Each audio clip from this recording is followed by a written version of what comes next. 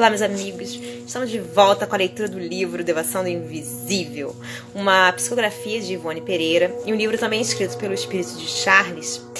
E hoje a gente vai ler um trechinho no qual ela responde a muitas perguntas. Então vocês fiquem atentos que eu vou dar as seguintes perguntas que eu tirei do texto, né? E aí quando eu tiver nelas, prestem bastante atenção que ela responde durante o texto. A primeira pergunta é a seguinte: discursos belos, bonitos, né, agradáveis e lógicos, bem lógicos, podem obedecer às leis da verdade? Essa é a primeira pergunta. A segunda pergunta é: qual a condição para que se processe o sono magnético? A terceira pergunta é a seguinte: o que podemos aprender sobre o processo para o desdobramento? A quarta pergunta é: como os guias obtêm prova de responsabilidade dos médiuns? E a última pergunta é: o que fazer para não se deixar arrastar para uma aventura espiritual que resulta em domínio obsessivo, né, de um obsessor, né? Bom, ela fala o seguinte: o discurso do tal espírito interessou-nos e não só o consideramos bonito, como até lógico. Não obstante, oramos, confiando-nos fervorosamente à assistência dos mentores espirituais, pedindo mesmo seu auxílio, porquanto somente nos interessariam acontecimentos mediúnicos que se pautassem pela obediência às leis da verdade e fossem do agrado deles próprios, os guardiães. Aquecemos, pois, em atender ao visitante, seguindo em corpo astral, desde que os guias não impedissem o intento. Porém, somente o faríamos na noite seguinte. Entretanto, nenhuma intuição, nenhum conselho nos aclarava a indecisão. Os instrutores não desejavam intervir e compreendemos, então, ser o assunto pertinente ao nosso livre-arbítrio.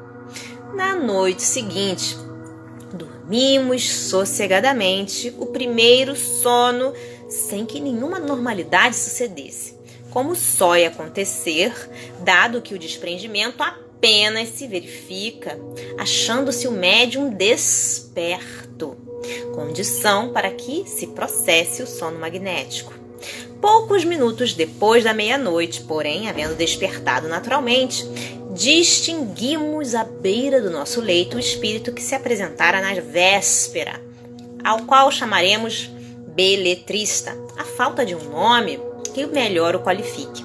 E, em seguida, caíamos em transe letárgico num arrebatamento do espírito para o plano invisível.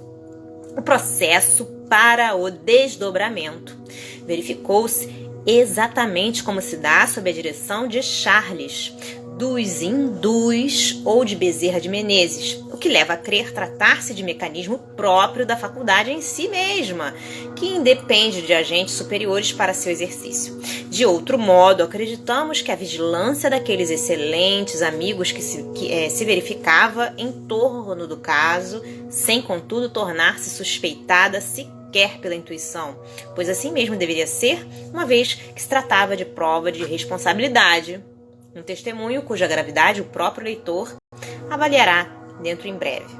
Afastado o nosso espírito do corpo carnal, foi-nos possível examinar melhor a configuração desse habitante do invisível, que tão atenciosamente nos procurava para um trabalho no seio da doutrina por nós esposada.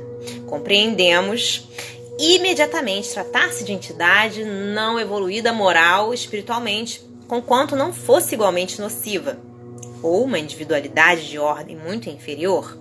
Moralmente apresentava-se medíocre, visto não ser evangelizada, não estar espiritualizada. Intelectualmente seria adiantada, dado que fora um escritor, um homem douto, pois que fora também médico na terra, inteirando-nos nós desta particularidade, não porque ele, o espírito, nola revelasse, mas graças ao anel de grau que lhe cintilava no dedo anelar da mão esquerda.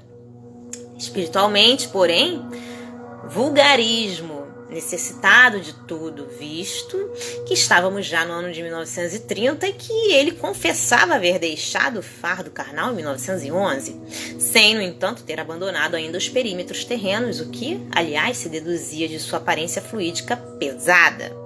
Uma vez completado o desprendimento, ofereceu-nos ele gentilmente o braço, cavalheiro fino, que parecia ter sido quando encarnado, e pusemos-nos a caminhar.